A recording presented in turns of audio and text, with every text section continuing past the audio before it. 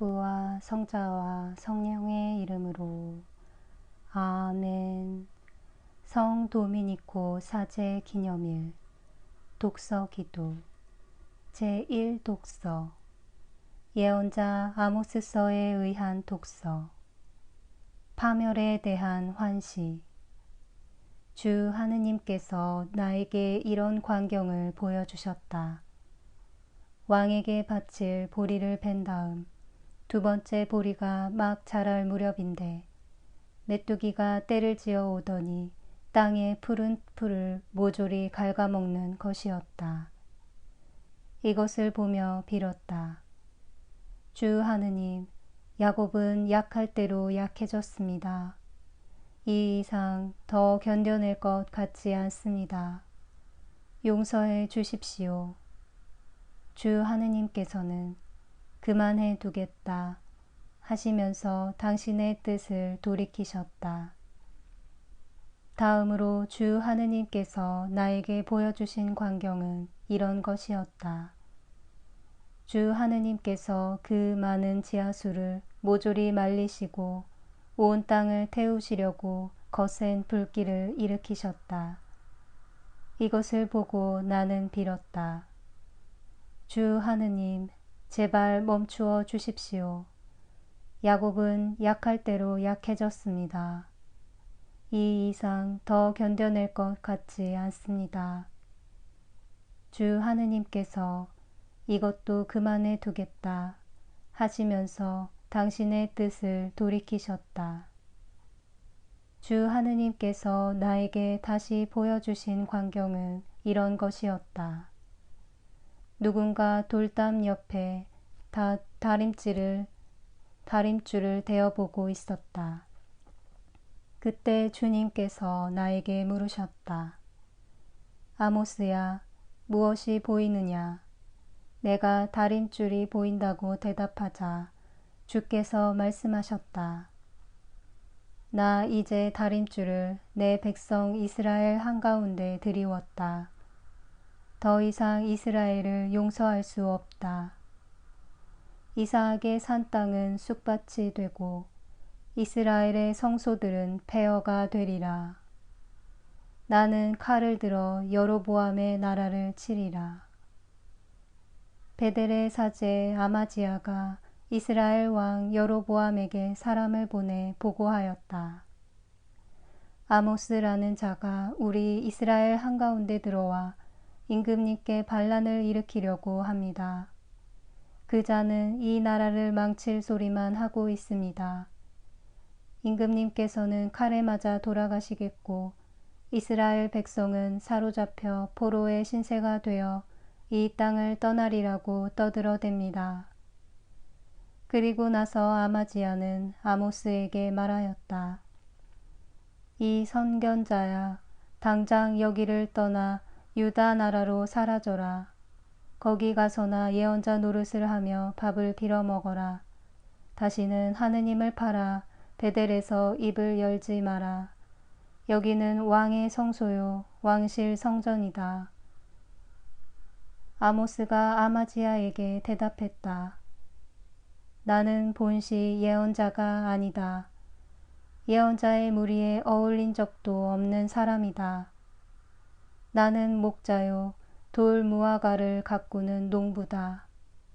나는 양떼를 몰고 다니다가 주님께 잡힌 사람이다.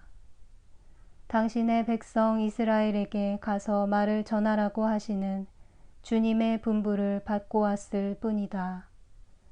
그러니 너는 이제 주님의 말씀을 들어라. 너는 나더러 하느님을 팔아 너희 이스라엘 백성과 이삭의 가문을 치지 말라고 하지만 바로 그 때문에 주께서는 이렇게 말씀하신다.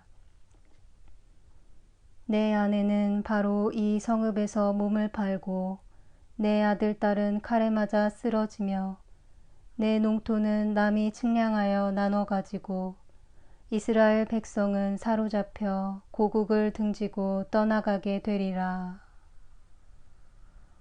주께서는 당신의 종 예언자들에게 속을 털어놓지 않으시고는 아무 일도 하지 않으시도다. 주께서 말씀하시는데 그 말씀 전하지 않을 자 있겠는가? 주께서 양떼를 몰고 다니던 나를 잡으시어 가서 백성에게 당신 말씀을 전하라고 분부하셨도다. 주께서 제2독서 도미니코의 역사의 여러 자료에서 그는 하느님과 더불어 하느님에 대해 말했다. 그의 생활의 거룩함과 그 마음속에 타오르는 하느님께 대한 사랑을 미루어 보아 도미니코는 은총에 뽑히운 도구임이 틀림없다. 그는 언제나 꿋꿋한 마음을 지니고 있었다. 그의 성격은 연민이나 동정심으로 마음이 움직일 때 외에는 아무 변함이 없는 성격이었다.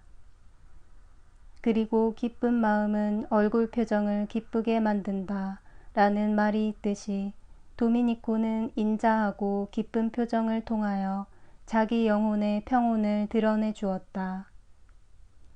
그는 어디서나 말과 행동으로 자신이 복음의 사자라는 것을 보여주었다. 낮에는 자기 형제들과 동료들을 대할 때 그보다 더 명랑하고 소탈한 사람이 없었고 밤에는 그보다 더 열렬히 기도하는 사람이 없었다. 그는 말이 적고 과묵한 편이었다. 그리고 입을 열 때는 기도 중에 하느님과 더불어 대화하거나 아니면 하느님에 관해 형제들에게 말하는 것이었다. 그는 형제들에게도 이렇게 하도록 권고했다.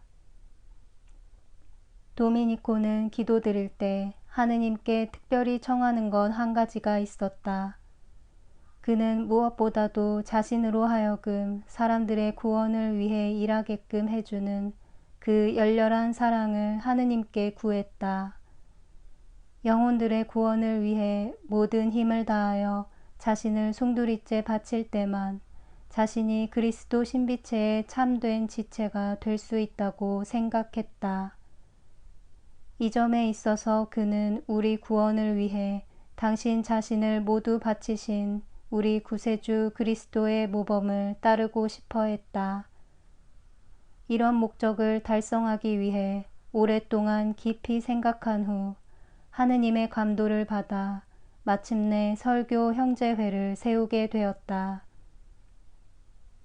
저술과 강론을 통해서 자기 형제들이 신구약 성서를 끊임없이 연구하도록 권고했다.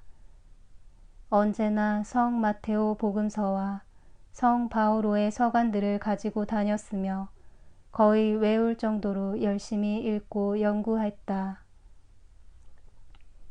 두세 번이나 주교로 선임되었지만 그때마다 거절했다. 주교직을 갖기보다 자기 형제들과 함께 가난하게 살아가기를 더 원했다. 일생을 통해서 내내 흠없이 순수성을 간직했다. 신앙을 위해 매맞고 몸이 산산이 찢기우면서 목숨을 바치기를 열렬히 원했다. 교황 그레고리오 9세는 도미니코에 대하여 이렇게 말씀하셨다. 나는 전심전력으로 사도적 생활 양식을 따라간 사람을 알았습니다. 그 사람은 천국에서 사도들의 영광을 함께 누리고 있다는 것을 조금도 의심치 않습니다. 그때 구원을 전하는 새 예언자가 불과 같이 일어나 그의 말은 횃불처럼 타올랐도다. 입으로는 참된 법을 가르치며 입술에는 거짓을 올리지 않았도다.